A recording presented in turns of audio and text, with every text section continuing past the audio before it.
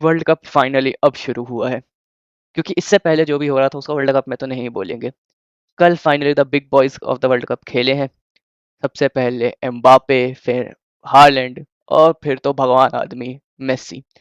तो सबसे पहले अगर बात करें सबसे पहले मैच की, जो था France versus Senegal. Score line देख के लगी 3-1। ओके, फ्रांस ने वही कर दिया जो फ्रांस को करना था, यानी कि जो सबसे ज्यादा खतरनाक टीम थी उसने खतरनाक काम कर दिया, बात खत्म। बट सेनेगल ने फर्स्ट हाफ डोमिनेट किया था। फर्स्ट हाफ में अगर देखे, फ्रांस नहीं कर पा रही थी चीजें। सेनेगल 4-1 के ब्लॉक पे बैठी हुई थी, मिडफील्ड पूरी ब्लॉक कर रखी थी, फ्रांस कर ही नहीं पा रही थी कुछ। सिर्फ एक शॉट लिया था फ्रांस ने फर्स्ट हाफ में, और एम्बापे का गंदा गेम जा रहा था, ओलिसे का गंदा गेम जा रहा था, डेम्बेले का तो पूरा गेम ही वो गायब रहा है। तो मतलब ऐसा कुछ लगता हुआ दिख नहीं रहा था कि हाँ फ्रांस कुछ कर पाएगी। ऊपर से सेनेगल चांसेस भी बना रही थी। निकोलस जैक्सन ने कल अच्छा खेला है, वो चांसेस बना रहे थे, और अनलकी बहुत ज्यादा लग रही थी सेनेगल। लेकिन फिर फाइनली खत्म होता है पहला हाफ, दूसरा हाफ शुरू होता है, और दूसरे हाफ के शुरू होते ही थोड़ी देर के बाद से ही दिखना शुरू हो जाता है कि सेनेगल ने थोड़े प्लान्स में चेंज किए। उनके अंदर कॉन्फिडेंस आया है, लेकिन अब ओवर कॉन्फिडेंस में बदल चुका है वो कॉन्फिडेंस, क्योंकि वो जो पहले अच्छा खासा 4-1 के ब्लॉक में बैठे थे, ये सब कर रहे थे, वो खुलने लग गए। उन्होंने अपना स्ट्रक्चर चेंज किया, 3 के मिडफील्ड में आए, जिसकी वजह से स्पेसेस क्रिएट होने लगी, और स्पेसेस क्रिएट होते ही माइकल ओलीसे, ये बंदा शुरू होता है और दिखाता है क्यों वो इतना ज़्यादा हाईली रेटेड है। उस बंदे ने फिर लिटरली पूरे पिच पे सिर्फ सेनेगल को नचाया है अपने इशारों पे। सेनेगल उसके बाद भी कोशिश कर रही थी, ऐसा नहीं है कि सेनेगल फिर सीधा सेकंड हाफ में आउट ऑफ प्लेस ही चली गई। बहुत अच्छे अच्छे चांसेस उस तब भी बने, एक गोल भी मारा उन्होंने जो रूल ऑफ कर दिया गया। लेकिन उसके पास से सेनेगल वो सेनेगल लग नहीं थी जो फर्स्ट हाफ वाली थी। लेकिन उसके बाद फ्रांस भी वो फ्रांस नहीं लग रही थी जो फर्स्ट हाफ वाली थी। सबसे पहले ओलिसे का असिस्ट आया था, जो बहुत ही प्यारा उसने ब्रेक थ्रू पास दिया था, और एम्बापे की फिनिशिंग, मतलब मैं सही बताऊं, जब तक दूसरा गोल नहीं पड़ा था मैन ऑफ द मैच चल रहा था मेंडी, जो कीपर है सेनेगल का। जो परफॉर्मेंस वो दे रहा था बहुत ही ज्यादा गॉडली परफॉर्मेंस दे रहा था। लेकिन पहला गोल पड़ता है एम्बापे का, उसमें मेंडी की इतनी नहीं बोलेंगे कि वो अलग ही चीज पड़ गई थी, उसमें नहीं कर पाता मेंडी भी कुछ। दूसरा गोल ब्रैडली बारकोला को अभी अभी सब्स्टिट्यूट किया, वो आया, और आने के 2 मिनट के अंदर अंदर ही बहुत ही तगड़ा रन बनाता हुआ गया वो, और उसने मार दिया गोल। वहां से फिर मेंडी रिकवर नहीं कर पाया, सेनेगल पूरी बिखर सी गई थी। लेकिन उसके जस्ट 2 मिनट बाद एक और गोल आया सेनेगल की तरफ से, जो निकोलस जैक्सन ने भाई फिनिश किया, बहुत क्रेजी फिनिश था, पर वो ऑफ साइड हो गया। और उसके बाद तो बस चलता रहा, और फिर एक्स्ट्रा टाइम में एम्बापे ने बैंकर मार दिया, जिसके बाद एम्बापे उस गोल के बाद मेसी से ऊपर हो गया था वर्ल्ड कप में नंबर ऑफ गोल्स में। और ये मैं क्यों बता रहा हूँ ये आगे पता चलेगा। तो इसके साथ पहला मैच खत्म हुआ, जिसमें फ्रांस सबसे ऊपर बैठी हुई दिख गई कि नहीं भाई फ्रांस आएगी, पेल के जाएगी। उसके बाद अगला मैच, नॉर्वे का debut, Iraq versus Norway. Debut तो नहीं, मतलब बहुत टाइम बाद comeback, debut of Holland. Match शुरू हुआ, चल रहा है, लेकिन दिख रहा था कि भाई हालैंड एक अलग ब्रीड है। नॉर्वे की पूरी टीम बस यही थी कि भाई हमें पता है हालैंड है, वो एजाइल प्लेयर है, बहुत तेज भाग सकता है, एजिलिटी अच्छी है उसके पास, वो बंदा फिजिकली प्रेजेंस दिखाता है अपनी, और एक लीथल स्ट्राइकर है। तो पूरी की पूरी नॉर्वे की टीम को पता था कि पास किसे देना है, क्या करना है, और हालैंड डिसअपॉइंट बिल्कुल नहीं कर रहा था। हालैंड के जो गोल्स आए हैं एक के बाद एक, 2 गोल हालैंड ने मारे, और बहुत ही प्यारी फिनिश। मतलब इस जनरेशन का तो बेस्ट स्ट्राइकर है हालैंड, ये हो चुका है। मतलब मैं नहीं मानूंगा कि हालैंड से ऊपर कोई और आ जाएगा अभी। उसके तुम रिकॉर्ड देखो इंटरनेशनल में, गोल रेशियो उससे तगड़ा इंटरनेशनल में किसी का नहीं है। तुम हिस्ट्री का किसी प्लेयर को उठा लो, तुम आने वाले में किसी को सोच लो, किसी का नहीं है, जबकि वो नॉर्वे से खेलता है। 51 मैचेस, 57 गोल्स इंटरनेशनल में, ये बहुत क्रेजी स्टैट है। ये आदमी बहुत तगड़ा खेल रहा है, अलग ही लेवल पे खेल रहा है। तो 4-1 के साथ खत्म होता है ये मैच, जिसमें हमें अभी तक दिखा एम्बापे शो, हमें दिखा हालैंड शो। अभी तीसरा मैच आना था, Argentina versus Algeria. Messi friendlies नहीं खेला था, मेसी को काउंट आउट कर दिया था सबने, क्या बुढ़ा हो गया है, एमएलएस में सिर्फ एंजॉय करने गया है, वेकेशन मना रहा है।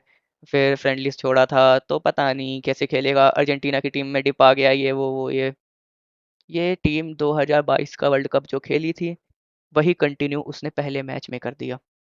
दिखा दिया क्या है अर्जेंटीना की टीम, क्यों ये टीम है स्केरी। सब करते रह जाओ कि ये टीम बढ़िया है, फ्रांस, पोर्चुगल, जर्मनी, स्पेन। भाई अर्जेंटीना अनबीटेबल सी टीम है, वो बेस्ट टीम है अभी वर्ल्ड की। वो दिखता है उनकी केमिस्ट्री में, वो जैसा खेलते हैं। रॉड्री डिपॉल, वो यूरोप छोड़ के वो भी एमएलएस खेल रहा है, उसने कल क्वालिटी दिखाई है। भाई मेसी अटैक कर रहा है, मेसी क्रिएशन कर रहा है, मेसी सब कुछ कर रहा है, मेसी भगवान है, मेसी एलियन, अपने प्लेनेट पे चले जा भाई। भाई उसने क्या ही करा है कल, हैट्रिक मारी है। और अब बताता हूँ कि क्यों एम्बापे का बता रहा था मैं, क्योंकि एम्बापे ने जस्ट मेसी से एक गोल ज्यादा मारा, मेसी को बात चुभ गई, मेसी ने हैट्रिक मार दी, और मेसी वर्ल्ड कप की हिस्ट्री का टॉप स्कोरर बन गया। जी हाँ, वर्ल्ड कप की हिस्ट्री का टॉप स्कोरर है लियोनेल अंद्रेस मेसी। कुछ बोल ही नहीं सकते इस आदमी के बारे में, है ये फुटबॉल, अगर कुछ है तो वो मेसी है, और कुछ नहीं है। उसके बाद चौथा मैच भी था ऑस्ट्रिया वर्सेस जॉर्डन, जो कल रात का मैडनेस के बाद मोस्ट लोगों ने नहीं देखा। पर मैच अच्छा रहा, दोनों कंट्रीज की क्वालिटीज के हिसाब से अच्छा खासा एंड टू एंड गेम था। लेकिन ऑस्ट्रिया ने लीड निकाली। फिर उसके बाद आर्नोटोविक, जो पता नहीं कितने टाइम बाद मैं देख रहा हूँ उसको, मैं गेम खेलता था उसमें मेरे को आर्नोटोविक दिखता था, मेरे को बढ़िया लगता था क्योंकि नाम अच्छा है, बंदे पर्सनैलिटी दिखती है। उसके बाद मेरे को कभी ऐसे पिच पे वो खेलता हुआ दिखता नहीं था, ये सब होता नहीं था, और फिर अचानक से दिखा मेरे को आज सुबह के मैच में पेनल्टी की लेते हुए। तो मेरे को काफ़ी अच्छा सा फील हुआ। तो ये बहुत ही क्रेजी मैच था एक तो आज का दिन, और रात में है आज, उसकी बात करते हैं। रुको पहले अभी हम देख लेते हैं एक बार कि जो पॉइंट्स टेबल बने हैं आज के मैचेस के बाद, तो उस पॉइंट्स टेबल के हिसाब से हमें क्या देखने को मिलता है। तो जिन टीमों के मैच रहे हैं उनके हिसाब से अगर पॉइंट्स टेबल देखें तो ग्रुप आई और ग्रुप जे के मैचेस हो गए हैं। ग्रुप आई में अभी नॉर्वे टॉप पे बैठी है। टॉप पे क्यों बैठी है? क्योंकि जीडी फ्रांस से अच्छा है नॉर्वे का। दूसरे नंबर पे फ्रांस बैठी है, तीसरे नंबर पे सेनेगल, और लास्ट पे इराक बैठी है। तो इराक का तो कंफर्म है वो बाहर हो रही है, यहाँ से इराक नहीं जा रही है। अब मेरे को ये तो फील आ रही है कि फ्रांस तो आगे जाएगी ही जाएगी, और नॉर्वे जो है वो भी आगे जाती हुई दिख रही है मेरे को, टॉप 2 में फिनिश करते हुए। उसके बाद ये मेरे को लग रहा है कि नॉर्वे किसी तो बड़ी टीम को भी हराएगी, एक अच्छा खासा हमें सरप्राइज देगी नॉर्वे। उसके बाद सबसे इम्पोर्टेंट मैच तो इस पूरे ग्रुप का वही है, France versus Norway, Mbappe versus Holland.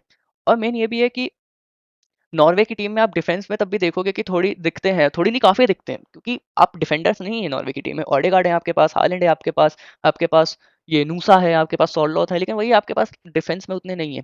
But चाहिए भी नहीं जिस हिसाब से अटैक कर रहे हैं, लेकिन फ्रांस के सामने चाहिए होगी, क्योंकि आज जो उन्होंने दिखाया कि वो अगर अपने पे आए, और नॉर्वे के मैच में वो आएंगे अपने पे, तो या तो दोनों तरफ से बहुत गोल होंगे, या फ्रांस सीधा क्रूज करेगी, लेकिन मजा तो आएगा। उसके बाद अगला है ग्रुप जे, जो है अर्जेंटीना, ऑस्ट्रिया, जॉर्डन, अल्जीरिया, इसी ऑर्डर में है। और अर्जेंटीना तो ऑब्वियसली जा रही है आगे। अल्जीरिया एक ट्रिकी टीम हो सकती है, क्योंकि वो पहला मैच हारी है, एक दूसरा मैच हारी है एक साल के अंदर, और वो बहुत क्लीन शीट रखती है। तो ये देखना होगा कि ऑस्ट्रिया और अल्जीरिया में से कौन जाता है आगे।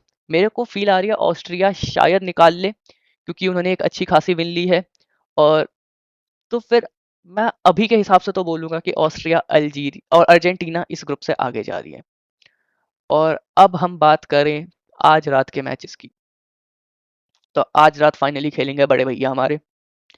और जैसे हुए हैं मैचेस, मुझे अब डर लग रहा है पोर्चुगल के लिए, कि भाई ये बंदे या तो बहुत ज़्यादा प्रेशर लेके आएंगे, या अलग ही ज़्यादा या कॉन्फिडेंस में आएंगे। और डीआर कॉन्गो ओपोनेंट उतनी मतलब ऐसे खतरनाक टीम तो नहीं है, बट स्टिल पोर्चुगल के सामने टीमें ट्रिकी हो जाती हैं। और डिफेंस में वैसी शेकी सी लगती है पोर्चुगल की, अगर हम नुनो मेंडिस को हटा दे तो। और यहाँ पे गोल स्कोरर सिर्फ रोनाल्डो है, और मेरे को चाहिए रोनाल्डो से गोल्स आज। भाई जो एम्बापे, हालैंड, मेसी इन्होंने दिखाया है, रोनाल्डो से गोल चाहिए आज। उसके बाद आज के मैचेस की बात करें तो है इंग्लैंड क्रोएशिया का मैच, ये बहुत तगड़ा मैच हो सकता है। लूका मोद्रिच दूसरी तरफ, हैरी केन है आपके पास, जूड बेलिंगम है, तो क्वालिटी वाला मैच होगा इंग्लैंड और क्रोएशिया का। अनलेस इंग्लैंड वो बोरिंग